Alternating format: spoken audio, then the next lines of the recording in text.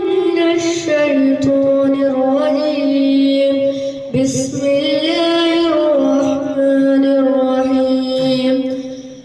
فلا صدق ولا صلى ولكن كذب وتولى ثم ذهب إلى أهله يتمطى أولى لك فأولى ثم أولى لك فأولى أيحسب الإنسان أن يترك سدى ألم يكن نطفة من مني يمنى ثم كان علقة فخلق فسوى فجعل منه الزوجين الذكر والأنثى أليس ذلك بقادر على أن يحيي الموتى صدق الله العظيم.